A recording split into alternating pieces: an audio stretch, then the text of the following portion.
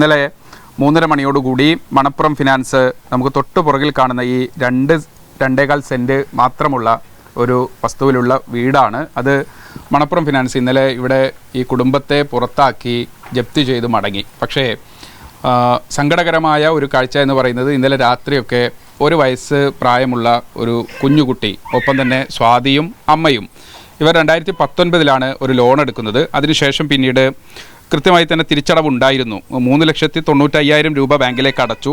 സ്വകാര്യ ധനകാര്യ സ്ഥാപനമായ മണപ്പുറം ഫിനാൻസിലേക്ക് അവർ ആ എമൗണ്ട് തിരിച്ചടക്കുകയും ചെയ്തു. പക്ഷേ പിന്നീട് സ്വാതിക്ക് ഗർഭിണിയായതോടുകൂടി ജോലിക്ക് പോകാൻ പറ്റാത്ത അവസ്ഥ, ആകെയുള്ള വരുമാനം നിലച്ചു, ആ തിരിച്ചടവ് മുടങ്ങുന്ന സാഹചര്യം. അങ്ങനെയാണ് ഇപ്പോൾ 5 ലക്ഷം ഒരുമിച്ച് അടച്ചാൽ മാത്രമാണ് ജപ്തിയിൽ നിന്ന് ഒഴിവാകുക എന്നതുൾപ്പെടെയുള്ള കാര്യങ്ങളാണ് പറയുന്നത്. ഇന്നലെ നേരത്തെ ജീന സൂചിപ്പിച്ചതുപോലെ PV ശ്രീനിജൻ MLA ഇവിടെ എത്തി തൽക്കാലം ഈ കൈക്കുഞ്ഞുമായി ഒന്ന് കിടന്നുറങ്ങാൻ വേണ്ടി വീട് തുറന്നു നൽകിയിരുന്നു. പക്ഷേ അതൊരു പൂർണ്ണമായ ഒരു സമാശ്വാസ നടപടിയല്ല എന്നതുൾപ്പെടെയുള്ള കാര്യങ്ങളുണ്ട്. എന്തായാലും സ്വാതി തന്നെ നമുക്കൊപ്പം ചേരുകയാണ്.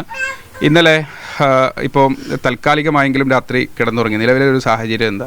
ഇപ്പം നിലവിൽ അവർ പറയണത് നമ്മൾ അതിക്രമിച്ച് കയറി എന്നുള്ള രീതിയിൽ മറ്റൊരു കേസും കൂടെ എനിക്കെതിരെ എടുക്കുമെന്നാണ് പറയണത്.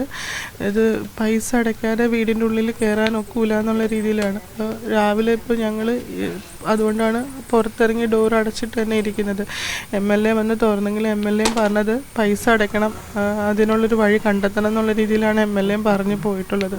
ഇതുവരെ എനിക്കൊരു തുക കണ്ടെത്താനായിട്ട് ഇത്രയും വലിയൊരു എമൗണ്ട് എടുക്കാൻ എൻ്റെ കൈവശമില്ല. ആരെങ്കിലുമൊക്കെ നമ്മളെ സഹായിക്കാൻ കുറേ പേര് പറഞ്ഞിട്ടുണ്ട്, പക്ഷെ ഒന്നും ആരും ഇതുവരെ നമ്മളെ സഹായിച്ചിട്ടുമില്ല. ഇപ്പം എനിക്ക് എന്ത് ചെയ്യണമെന്ന് അറിയാൻ പാടില്ല. കൈക്കുഞ്ഞുമായിട്ട് എത്ര ദിവസം ഇങ്ങനെ ഇരിക്കാൻ പറ്റുമെന്ന് എനിക്കറിയില്ല. നേരത്തെ 2019 ലോൺ എടുത്തതിന് ശേഷം എമൗണ്ട് കുറച്ചായിട്ട് അടക്കുമായിരുന്നു. അന്ന് ജോലി ഉണ്ടായിരുന്നു. ഇപ്പോഴും കഴിഞ്ഞ നവംബറിൽ ഇവൻ ഉണ്ടായി കഴിഞ്ഞ ഒരു 4 മാസമായപ്പോൾ മുതൽ ഞാൻ ജോലിക്ക് പോയി തുടങ്ങിയായിരുന്നു. അപ്പോൾ കഴിഞ്ഞ നവംബർ മുതൽ ജോലിക്ക് പോയപ്പോൾ ഞാൻ അവർ അങ്ങോട്ടേക്ക് വിളിച്ചതാണ്. ഞാൻ അടച്ചോട്ടെ എന്ന് ചോദിച്ചപ്പോൾ അന്ന് കടവന്തര ബ്രാഞ്ചിൽ നിന്നാണ് ഞാൻ ലോൺ എടുത്തത്. അവിടുത്തെ മാനേജർ പറഞ്ഞു അങ്ങനെ അടയ്ക്കാൻ പറ്റില്ല, ഒരുമിച്ച് തന്നെ അടയ്ക്കണം എന്നുള്ള രീതിയിലാണ് അവർ പറയണത്. നമുക്ക് ഈ ഇത്രയും കുടിശ്ശിക കിടക്കുമ്പോൾ അത് നിലനിർത്തിക്കൊണ്ട് EMI ഇനി അടയ്ക്കാൻ പറ്റില്ല എന്നാണ് അവർ പറഞ്ഞത്. അങ്ങനെയാണ് പിന്നെ ഒരു വർഷത്തോടെ ഇപ്പോൾ ഇത്ര എമൗണ്ട് വന്നത്. ഇനിയിപ്പോൾ ഇതെല്ലാം കൂടെ ഒരുമിച്ച് ഇപ്പോൾ വീണ്ടും ലോൺ എടുത്ത തുക തന്നെ വീണ്ടും അടയ്ക്കണം എന്നാണ് അവർ പറയുന്നത്. 5 ലക്ഷമാണ് അവർ വേവർ എടുത്തിട്ടാണെന്നാണ് അവർ പറയണത്. എനിക്ക് ഇത്രയും വലിയൊരു എമൗണ്ട് കണ്ടെത്താൻ നേരത്തെ കൃത്യമായിട്ട് അടവുണ്ടായിരുന്നു അല്ലേ? അടവുണ്ടായിരുന്നു, ഞാൻ അടച്ചുകൊണ്ടായിരുന്നത്. പെൻഡിങ് ഉണ്ടെങ്കിൽ അത് നമ്മൾ കറക്റ്റായിട്ട് അടച്ചാൽ പോയിക്കൊണ്ടിരുന്നത്. ഇപ്പോൾ 2-3 പ്രാവശ്യം അവരോട് വന്നായിരുന്നു. ആ സമയത്ത് വാർഡ് മെമ്പറൊക്കെ ഇടപെട്ട് അവർ പറഞ്ഞു വിട്ടായിരുന്നു. ഇതിപ്പോൾ ഇന്നലെയാണ് ഇങ്ങനെ, ഞാനില്ലാത്ത സമയത്താണ് ഇങ്ങനെ വന്നത്. അപ്പോൾ അമ്മയോട് ഈ കേസിൻ്റെ കാര്യമൊക്കെ പറഞ്ഞപ്പോൾ അമ്മ പേടിച്ചു പോയി. അതാണ് അമ്മ പുറത്തേട്ട് ഇറങ്ങി കൊടുത്തത്.